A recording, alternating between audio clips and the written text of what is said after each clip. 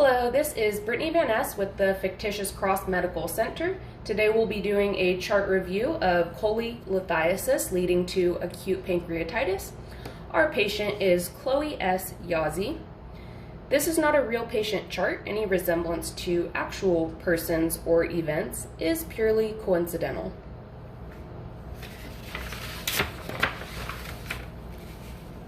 The patient is a 43-year-old Native American female. She reports taking oral contraceptives for the past 8 months following the birth of her 6th child. The patient reports having difficulty losing the baby weight.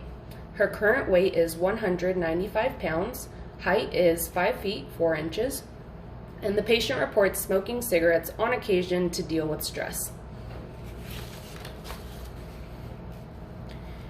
The patient began experiencing symptoms of right upper quadrant pain and pain in her right shoulder, which she originally believed to be unrelated. She also had pain which would occur shortly after eating and last approximately 1 to 2 hours, and intermittent nausea and vomiting. After a couple months of symptoms, on a day where those symptoms were particularly severe, the patient decided to go to the hospital and get examined.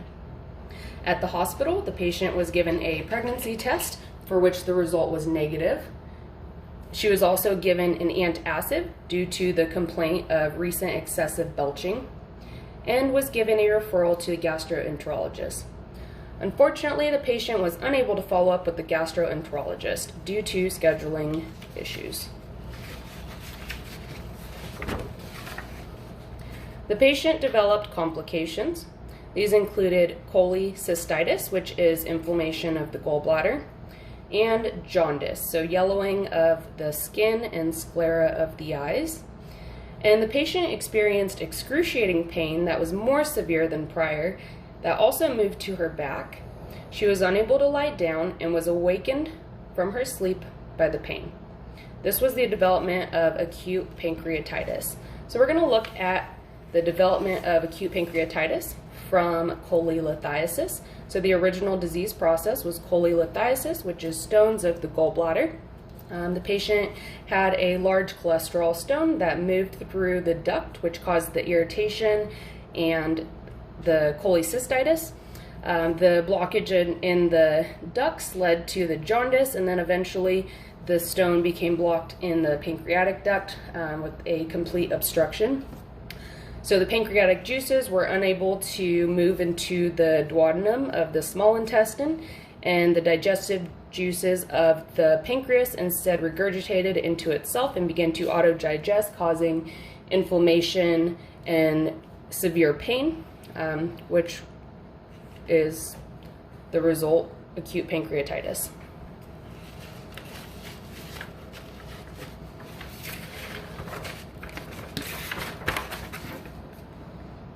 The patient underwent a cholecystectomy, which is removal of the gallbladder. Upon examination of the gallbladder, there were many large cholesterol stones.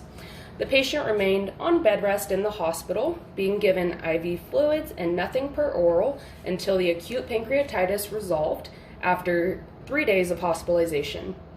The patient discontinued her oral birth control and gave birth to her 7th child, a boy.